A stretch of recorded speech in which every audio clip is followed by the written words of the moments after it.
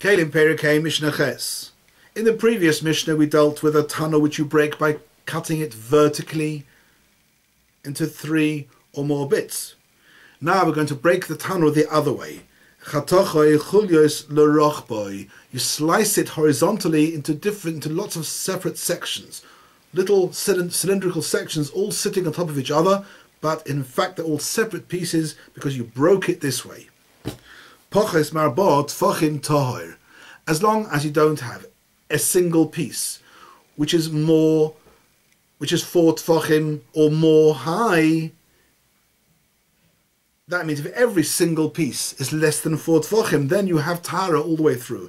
If, however, one individual piece has a height of 4 tfachim, then that piece, although it's not the piece which is sitting on the base, which is sitting on the ground, even though it's a middle piece, that piece is still called a tanur. After you've broken it in this way, merochai batit, you then go and put a new layer of tit round the outside. Says the Mishnah, mekabel tuma, you can reinstate, you can remake the kli.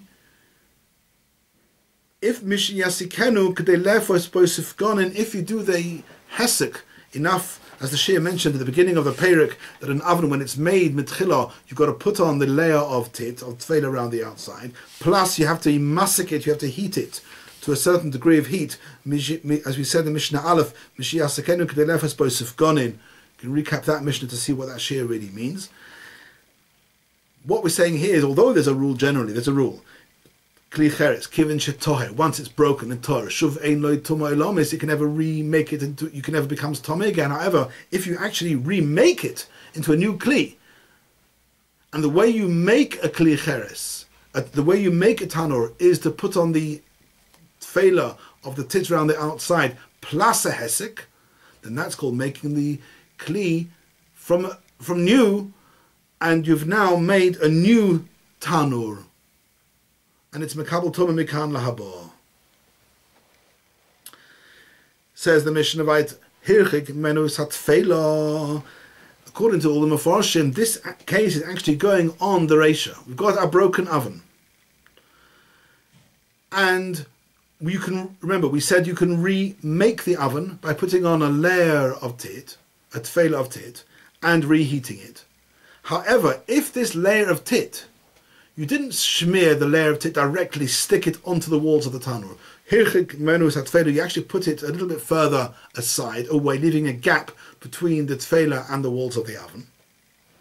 And v'nosan choil atzor ben time, you may have even filled up the gap with sand and bits and grit and pebbles and kolshkin. If you didn't fill it up, you left the space empty. Says the Mishnah, Bazeh Omru Hanida Vatahira Ofis, boy, this can be used by a woman who's tomein, by a woman who's Torah together, Vutar, because it actually has no problems on the bread, because it cannot be Mekabel Tuma, because it's still called a broken kli.